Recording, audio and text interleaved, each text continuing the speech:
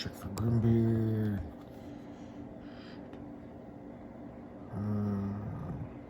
We're doing tomorrow. Check for Grimbeard. God, I'm so old. Check for Grimbeard. Oh, I should check for Grimbeard. That reminds me.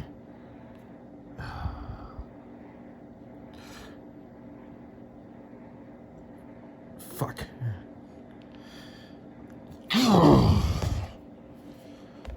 What else am I gonna do today? Fuck. Wait. I got it. What if I check again?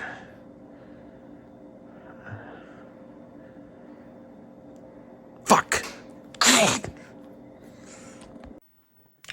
Fuck it. I'll do it myself. Know what I'm doing. I've done this before. Or I could cash in my Beatles rock band shirt.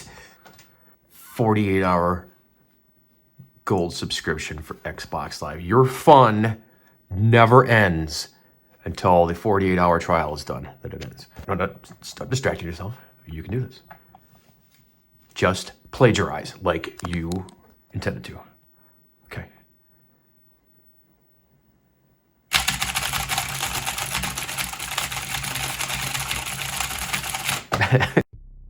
Broken Helix is a third-person shooter game developed and published by Konami for the PlayStation in 1997.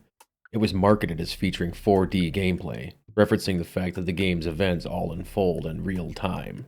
Oh, wait, you're not supposed to see this part. Sometimes, when we recall games of our early years, assuming you're as old as fuck like me, we remember the graphics of being a certain caliber. When we revisit these ancient games, you tend to scratch your head and wonder how you ever thought these graphics were ever good to begin with. However, in the case of Broken Helix, this was never a debate. The core game engine was clearly built with a certain kind of love that you never see nowadays, even with indie developers.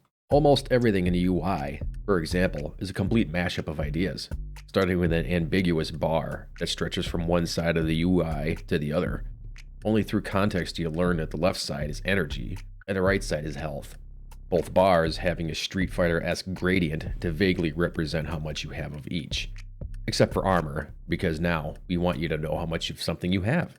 Also, while we're here, why not fill up the space with our protagonist's name, a comms indicator, and an ego indicator to tell us whether or not Bruce Campbell is going to be kind of a dick? Hey, what's a good-looking girl like you doing in a place like this? Oh man, what's your problem, sweetie? You're not dead yet. Or a huge asshole. I gotta know, are you a man or a woman? Don't you have bombs to defuse? No, I got plenty of time. As Zarya mentioned, Jake has 2 bombs to defuse. Oh, I should just play the cinematic. There are things I like about my job and things I don't. I hope you had your beauty sleep, Private, because you need it. What's the situation, sir? A scientist has placed major explosives on the first 2 levels of the base. He's threatening to blow them up if we don't meet his demands. Your mission is to defuse these bombs. If you look at files, talk to anyone, or even go to the bathroom before you defuse these bombs, I will take one of these explosives and shove it right up your... I understand, sir. You must avoid being seen by any flying security cameras in the base. If they spot you, the scientists will blow this base up. Do you understand? Yes, sir. They trying to keep something in or out? Hey, what's with the escort service? This is Marine Commander Black Dawn. He and his men are going to clean things up after you complete your mission. You will contact me and let me know after you defuse the explosives. Understood? Yes, sir. What's your major malfunction, Private? Say it like a Marine. Yes, sir. Move out!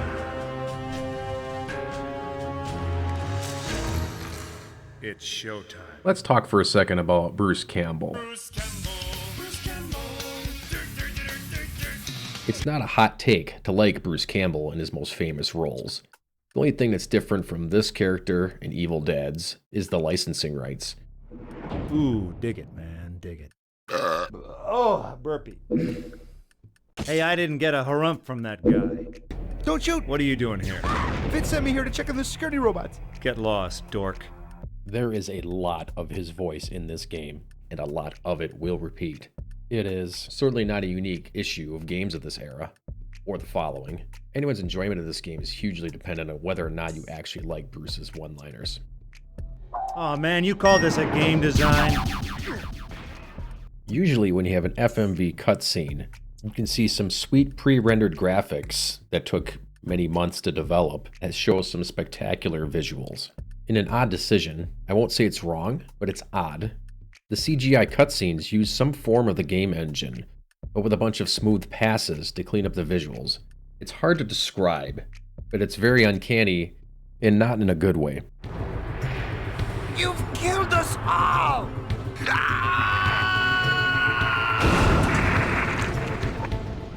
The FMV sequences may be some of the worst that the PSX has to offer, at least by my aging brain that I can remember.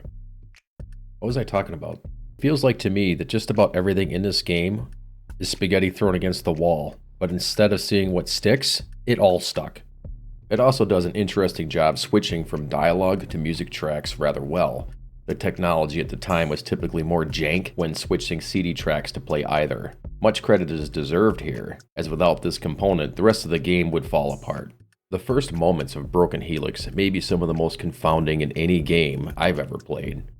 Even with a solid understanding of what the game might entail, you are bombarded with a shrieking Bruce Campbell, We're dead! Oh crap, we're dead! explosions, and a cheerful dismemberment of scientists at the hands of a terrible Arnold impersonator. What the fuck is an impersonator? Get to work, Grunt.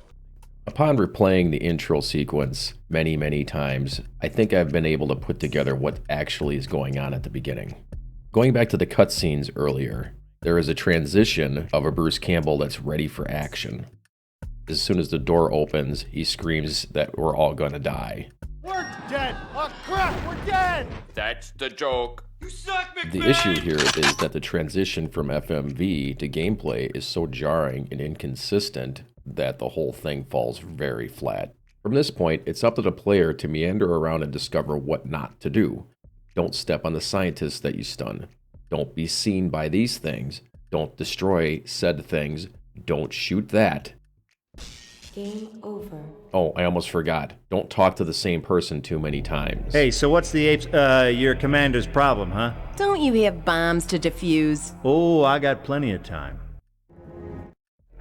Burton's lost it. Get rid of him! It'll be my pleasure.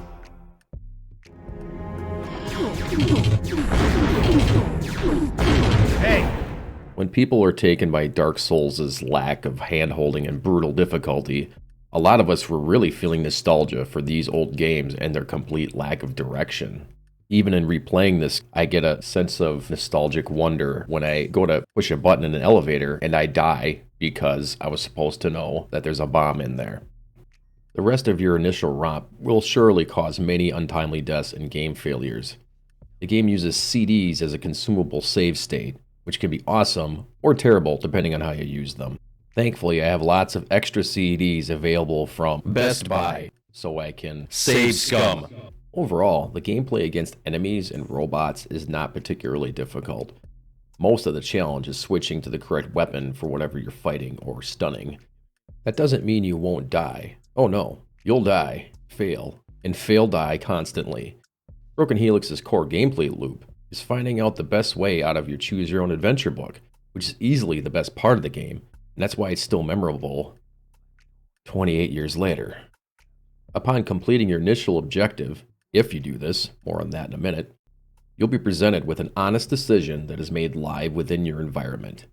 You're led to an area that clears up communications, revealing that an incredibly evil-looking squad that stayed behind you is in fact evil and coming to murder you. You have the option of leaving the damsel in distress behind to be cleansed by Black Dawn, discover more about Jake's father's mysterious death, or deny this opportunity to expose the secrets of Area 51 to the public. The path that I took back then was fueled by hormones, and I take the reporter to Fritz. After we are done rolling, Fritz and the reporter are to be escorted to the mine shaft at level 5, where Jake is tasked with a fairly simple set of objectives and jumping challenges. Very inconsistent jumping challenges. Well, that was fun. Alright, so far so good with my plagiarism. I forgot to add any kind of personality, but we'll get that in editing. If you'd like to try this oddity for yourself, I would recommend it. And since this is just for fun, I don't really give a shit if you click off at this point, since I don't get any ad revenue, subscribers, and anything else for that matter. Who knows, maybe one day I'll look back and have to archive this to monetize my channel, sponsor shit, and live on easy street of slaving over this computer for hours upon hours on end. How the living fuck do people edit these hour-plus videos on end? Jake is tasked with carrying a C4 charge to level 8 from level 5.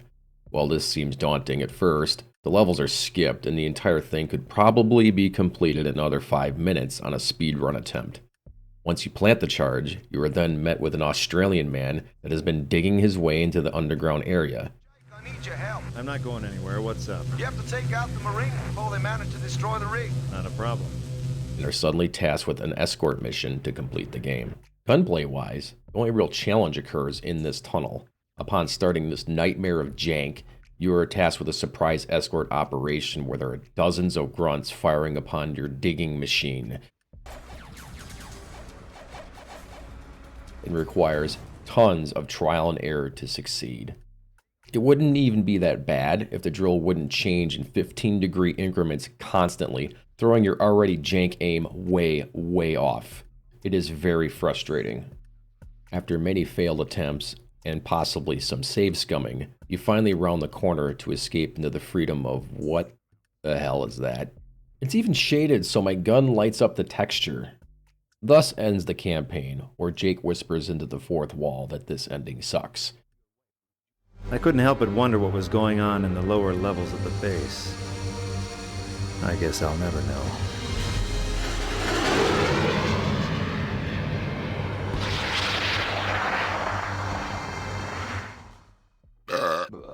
If only we had more of a clue that there was a better way. There was a better way. Unfortunately, if you bring the reporter to level 4, and you wish to see Reese's plotline, you can't leave her outside the enforcement and simply talk to Fritz. So you gotta... Okay, bye-bye. Talking to Fritz, he gives in an assignment to spy on what's going on in the lower levels.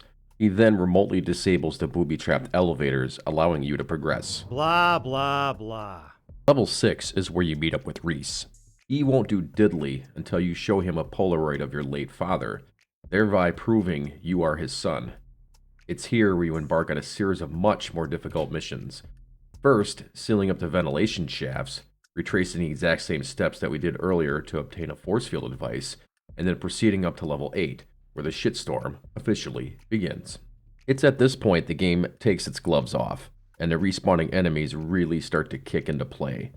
You'll likely need to rerun the area to maximize consumable intake while minimizing damage from all angles by quickly progressing through to the next areas. Once you reach level 9, the game reaches new heights of frustration. You are once again plunged into an area with no clear direction. While you're told to follow the red signs, gaming logic wants you to explore the large open area and collect all the things. However, the enemies respawn at a ludicrous rate in this zone, and collecting the items poses little reward as you'll go through this area anyway when you progressed, quote, as intended, end quote. You're also given a dump of objectives and issues back to back while being attacked at all angles. Essentially, just follow the red sign and get ready for one of the most infuriating escort missions in gaming history. I'm not trying to spoon feed you hyperbole. Even though it has been nearly 3 decades since I last played this game, this area is still completely seared into my mind, and I knew what I was getting myself into. But that being said, I was still utterly screaming at my computer, my PlayStation, as I was playing this. You eventually make your way to the room where you teleport Reese into the area. You are then provided with a health indicator for Reese. It maxes out at 70, and it's game over at 0. First, there is the good news, that Reese can handle himself okay. He will dispatch even large enemies with a few shots. But that is not the issue here. The first issue is that friendly fire is enabled, making half of your loadout a massive hazard to use. But it is this same half of that loadout that's keeping enemies away from Reese to begin with. So if and when they close the gap, you have to switch back to something else that's far less useful. But that's not all. Zarya gives chase from behind just as soon as you leave the teleporter room, all while aliens are spawning all over the place. To make Reese follow his pathway, you need to be a literal hand-holding distance away, all while not being too close, which forces him to stop as well. Reese also stops to fire at literally anything that comes his way, and takes a long time to wind up his shot.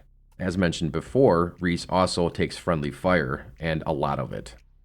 Like any other old game, if you know exactly what to do and when to do it, it's a cakewalk. But to get to that walk, you need to punish yourself. I cannot overstate how miserably designed this whole area is. I would chalk this up as the Wild West days of the developers, making it challenging for them, and not passing it by people that haven't tested it blind. I, for one, would have had some constructive criticism on escort missions. Just fucking stop making them. But then again, it was the style at the time. The balance of the difficulty here is also completely reversed. This initial area has death pits that you are completely sucked into inexplicably, and a constant swarm of enemies from all angles, and as already mentioned, adding a boss that gives chase. You sound surprised. You happy to see me, sweetie? I didn't think a grunt like you could last this long. No matter, you're dead now. Hey, medic! Get your doughy butt over here.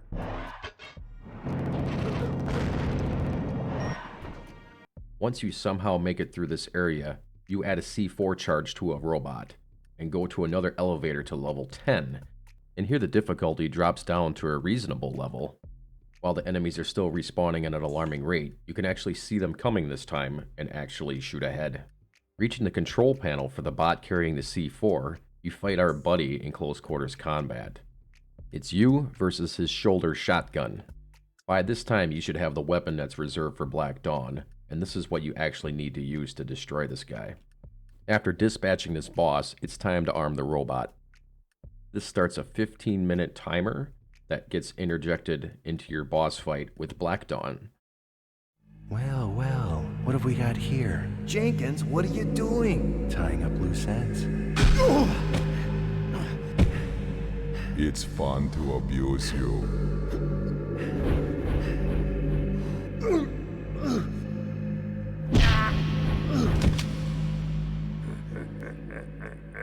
This is the closest thing to a well-designed boss fight, as you have an arena to move about and dodge attacks. But honestly, if you have the resources, you might as well just use attrition. The real boss, like most of this game, is the jank controls when trying to do anything with precision. You start this fight in the prone position, meaning you are almost certainly going to take a hit right off the bat. This is to keep it consistent with the pre-rendered cutscene you see. Never mind the 80-foot difference between the cutscene and where Reese ends up. I chose not to use attrition and redid this fight many times to minimize damage and keep my resources. Well, that was fun.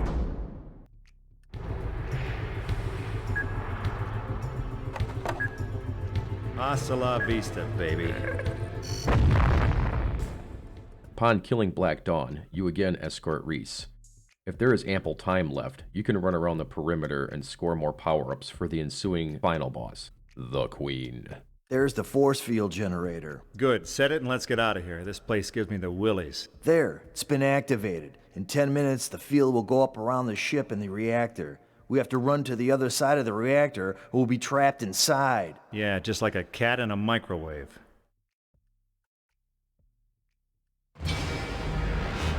Thanks. I was wondering how I would destroy all the eggs. Why are you doing this? We never wanted them to live. Back when the first one was found at Roswell, well, we knew we had to find some way to destroy their race. Why? Their race was too powerful. Much more powerful than anything Earth had to offer. They had to be controlled if they got out of hand. Blackmailed if necessary. What better way to control them than to find out their weaknesses? It's too bad your father had to find a cure. It complicated matters. You killed him, didn't you? These alien creatures could destroy the Earth in a day if they chose to. So I had no... You killed my father. Yes, the needs of the many outweigh the needs of the few. Good day, gentlemen.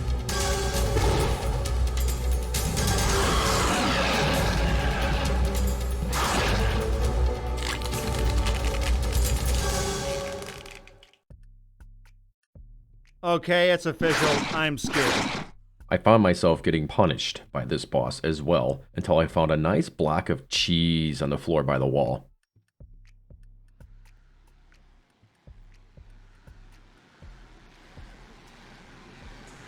You only need about 2 minutes to escort Reese outside comfortably to see the final ending of the game. Groovy. You have new orders. Let them go. Who was that? Something tells me we'll never know. Reese disappeared 2 days after we left the base. I never saw him again. My wife and I went to an unknown tropical island, and I spent the rest of my life trying to forget what happened at Area 51.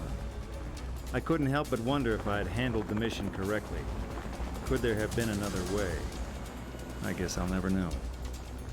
I say this is the main ending, as the other Jake gets a missile to the fucking face.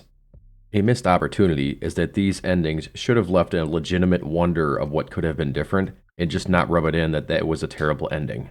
The only plot line that was missed on my initial playthrough, as it's very easy to miss out on, is the hybrid ending. When you're on level 3 on a normal Reese or Fritz's playthrough, you can speak to the aliens that are in captivity. They will give you a simple quest to shut off the gas that is going to kill them. You are then rewarded with a diamond and a promise that the mother is going to be in touch. Skipping way ahead to level 8, after using the warbot to open the pathway up ahead to level 9, you can use the diamond to open the door that is normally locked. You are then able to start the hybrid quest line, and Jake mutates into a hybrid himself.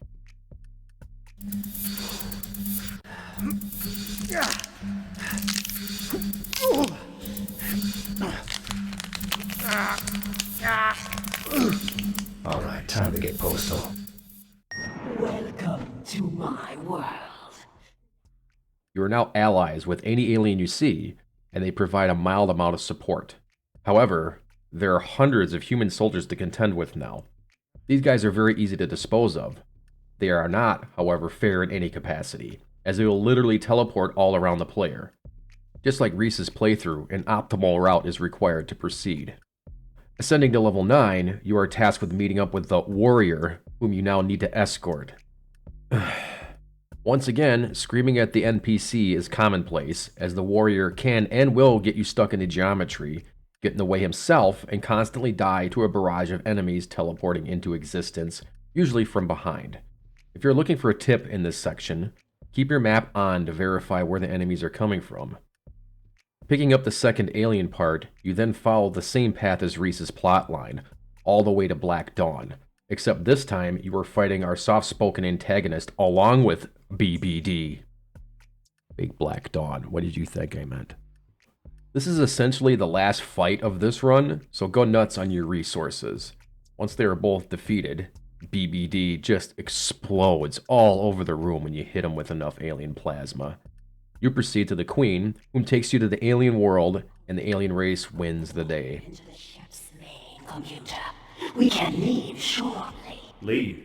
You can't stay here. You'll die.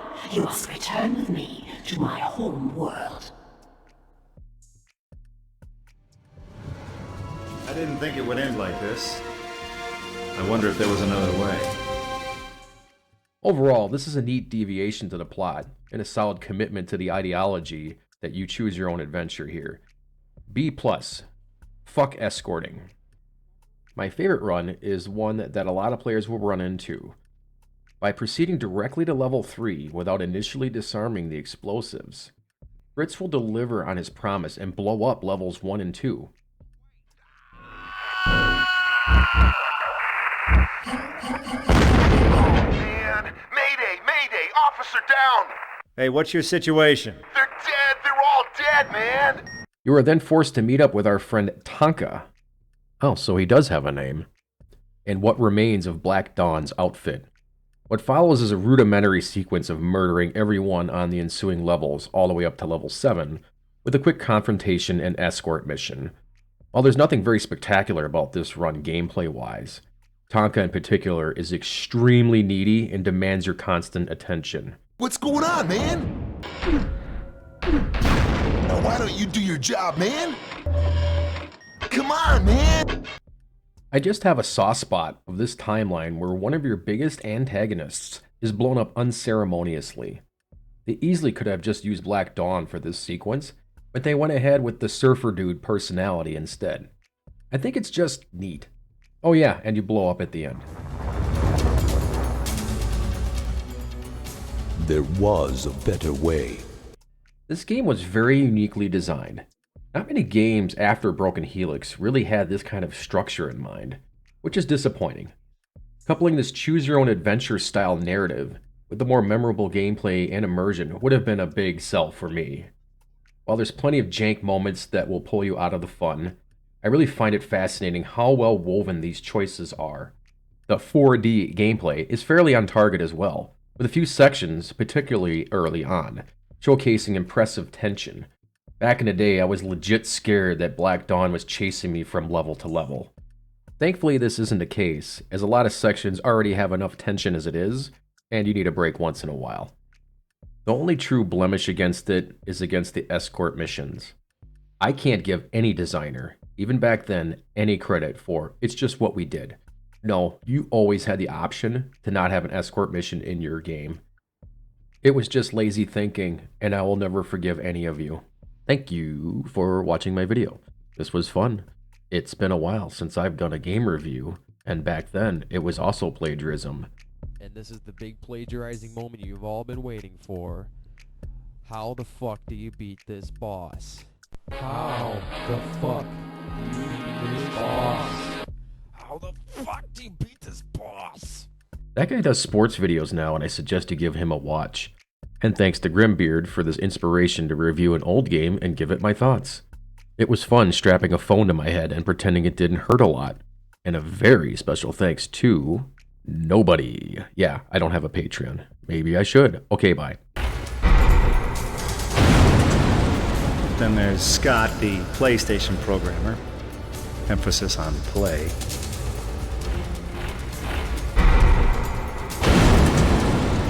Then there's Jeff, yeah, overpaid, underworked, yeah. Team leader, lead artist, game designer, blah, blah, blah. Then, of course, there's Keith. What's the artist? Third Cinemas. Yeah, big deal.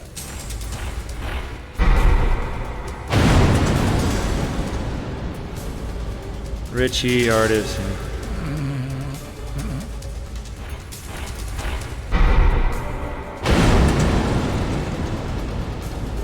Todd, music and sound effects. Yeah, Todd who?